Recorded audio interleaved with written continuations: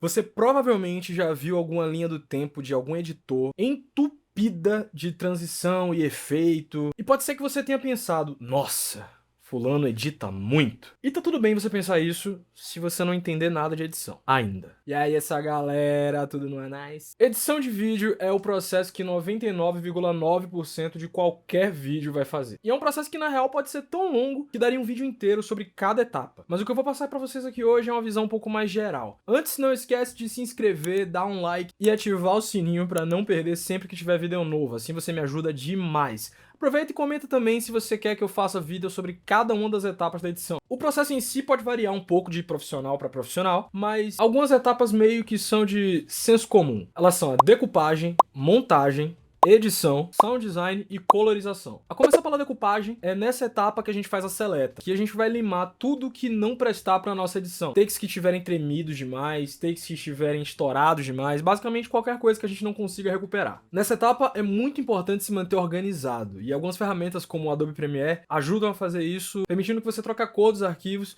e até adicione marcações. Depois vem a montagem, que é a parte onde a gente faz os cortes e os encaixes de cada cena onde elas devem estar. O editor, nesse caso o montador, é uma das pessoas que tem o maior poder sobre a mensagem final que o vídeo ou o filme vai passar. Porque afinal de contas é ele quem decide a ordem de acontecimento da história. Edição de vídeo não é matemática básica. Nesse caso, a ordem dos fatores altera sim e muito o resultado final. Imagina comigo uma cena de 3 takes. Eu colocando o café no micro-ondas, eu esperando o café esquentar e eu bebendo o café. Se você assistir essa cena nessa ordem exata, ela vai ter um sentido lógico. Mas se a gente trocar a ordem de algum desses takes, será que ela ainda vai fazer sentido? Ou talvez até criar um sentido diferente de interpretação? Com o filme montado, começa o processo da edição propriamente dita. E é aqui que a gente coloca transições, efeitos, inserções, qualquer coisa que transforme a experiência visual, para que o vídeo não fique parecendo apenas uma tela com uma pessoa falando. Tem o sound design, quando a gente vai construir a narrativa do nosso vídeo, só que pela perspectiva do áudio. E aqui a gente pode nivelar os volumes das coisas, colocar a panorâmica nos áudios e decidir quais sons vêm da esquerda, quais sons vêm da direita. Aqui a gente também cria faders, que são os momentos em que a gente decide se a música vai subir ou diminuir o volume. E também a inserção de efeitos sonoros e qualquer outro tipo de som que possa contextualizar algo que já está sendo mostrado visualmente, como os risers, que aumentam a atenção e a expectativa do nosso espectador. E os pops, que servem para contextualizar o surgimento de algum elemento visual. E por fim, a coloração do vídeo, que é uma parte que também é dividida em duas etapas. O color balance, ou balanço de cor, que serve pra gente corrigir e ajustar a luminosidade, o contraste e as cores, e deixar tudo bem uniforme entre um take e outro. E depois o color grading, que é a nossa manipulação de cores para deixar o vídeo mais aesthetic, um vídeo com mais personalidade. E até esse ponto é meio que padrão de mercado que todo editor saiba fazer todas essas etapas. Mas o que é que define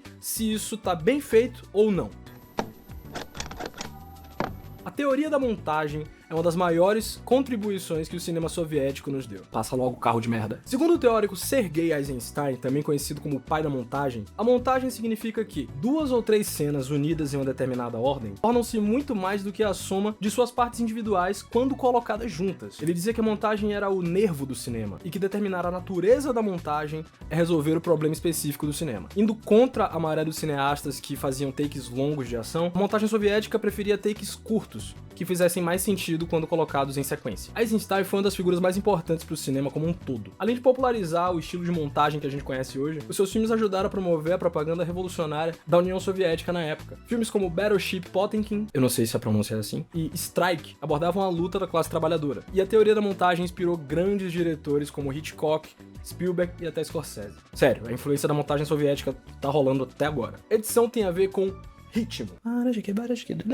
Cortes no momento errado podem prejudicar a experiência de quem tá assistindo, justamente por não criar ou por quebrar a sensação de continuidade. E existem 2 regrinhas que seguram esse BO, o raccord e a regra dos 180 graus. O raccord seria como uma sensação de fluidez entre um take e outro, através da continuação do movimento. Uma ação que começa num take, continua no próximo a partir do ponto em que o primeiro parou. E quando isso está errado, é quase impossível não perceber. Por isso até que a gente fala que a melhor edição é aquela que você não vê. Porque sempre que eu tô gravando, a bateria do meu LED acaba. Já a regra dos 180 graus, ou regra do eixo, é uma regra que a gente usa pra construir uma cena de diálogo, por exemplo. Quando você tem uma pessoa falando de um dos lados do enquadramento, seguido de uma pessoa falando do outro lado do enquadramento, a gente consegue construir a ideia de que uma tá conversando com a outra. Mas se a gente mostrar as duas falando da mesma direção, essa acaba não sendo a ideia passada. Fica parecendo que elas estão falando com a terceira pessoa, ou até que as pessoas estão no mesmo lugar em momentos diferentes. E o mesmo princípio se aplica no corte.